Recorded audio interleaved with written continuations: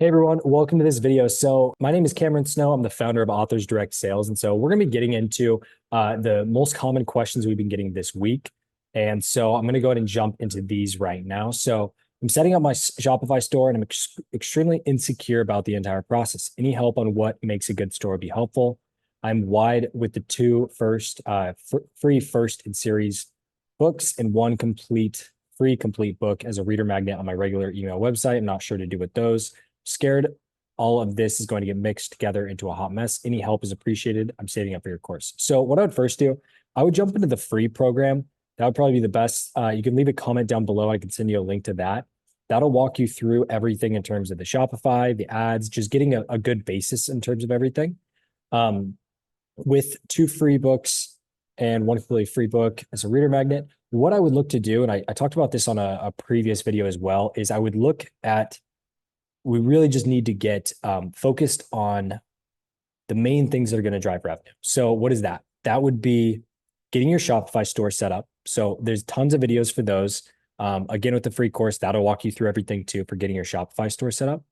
Once you can follow that, it's really just getting your ads up. So finding the scenes in your book, making the creatives, the images, the videos, and then finding the bundle that you want to promote in your store and pushing that.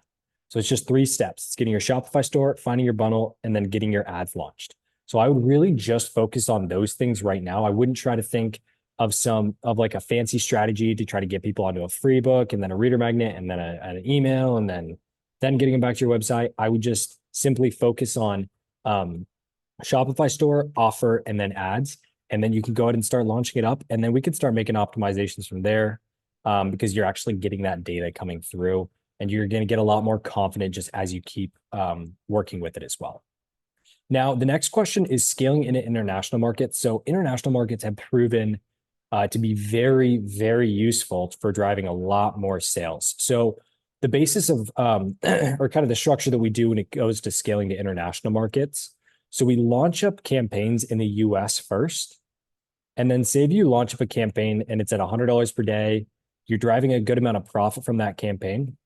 Go ahead and duplicate that campaign, switch out all your audiences for international. The 5 that we've been targeting have been UK, Canada, Netherlands, New Zealand, and Australia.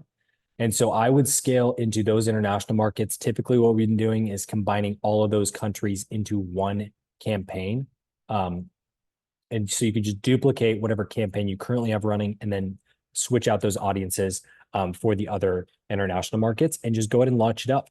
And typically what we see is international markets are a lot cheaper than the US.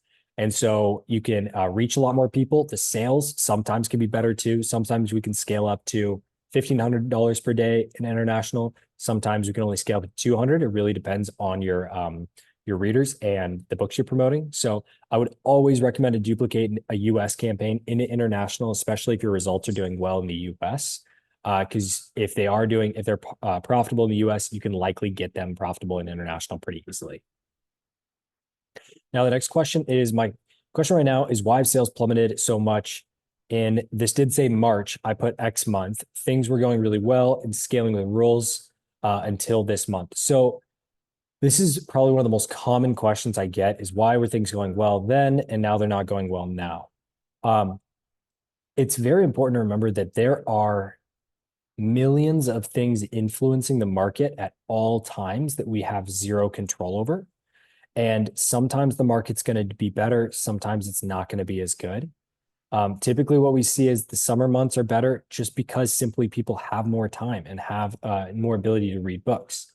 And so I would highly, highly recommend to not look at things in terms of why have my sales been good this week, but not good this week. Because things can fluctuate. Things can easily fluctuate month over month, year over year. There's so many factors. One main one too is that people get paid at the end of the month typically. And so typically sales will be better at the beginning of the month because people just got paid. So it's a lot of external factors that it's truly impossible to be able to keep up with them.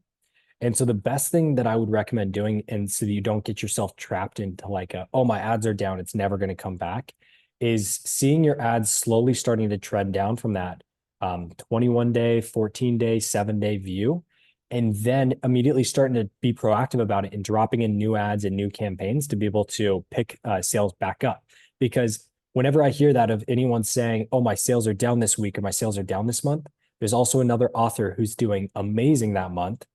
And so it's not necessarily the timing, it's more of the actual creatives in the offer. So I'd always look to really just be dropping new things in. And that's how you can start to pick things back up month over month. Now, the final question is, so what is working right now? We're testing a lot more TikTok creatives, and I'm actually going to be updating the videos in the course about this. TikTok creatives are actually working very well right now, and they don't need to have a lot of views as well.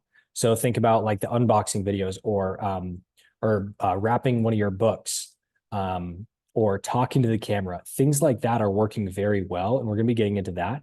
But I would highly recommend to start taking a look at other TikTok profiles, other authors that are doing really well, and seeing the styles of videos that have a lot of views. And you can start to create those same styles of videos, but for your actual Facebook ads. So you can use those TikTok ads or TikTok videos as Facebook ads. You can use an app called SnapTik. So just look up SnapTik and you can grab the URL. You can put the URL of the TikTok video in there and it'll give it to you without the watermark. So I'd highly recommend to go ahead and start doing that and testing out some TikTok creatives as Facebook and as well on Facebook. And as well, I would also highly recommend to start thinking outside the box too when it comes to creatives.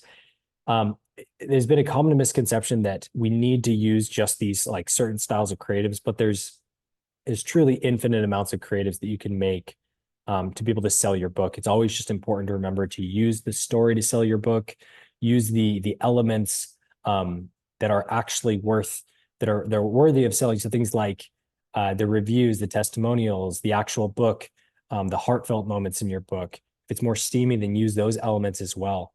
So I'd really try to start thinking outside the box. Look at the Facebook ad library because we're starting to launch up a lot of different styles of creatives. Another style of image creative is actually just taking an image of inside the book where it's opened up and highlighting a certain excerpt in the book. That's been working really well. So I'd highly recommend it just start thinking outside the box of different creative styles, looking at different TikTok videos, finding new things that work, because there's so many different styles that work. And it's really just putting so much stuff out there until something really sticks for yourself. And then you can start to optimize that video and find more videos like that too. So those are the main things this week that I've been seeing. So if you have any other questions, make sure to go ahead and drop them in the comments so I can go ahead and answer those on the future videos. And so I thank you so much for watching, and I will go ahead and see you in the next video. Take care, everyone.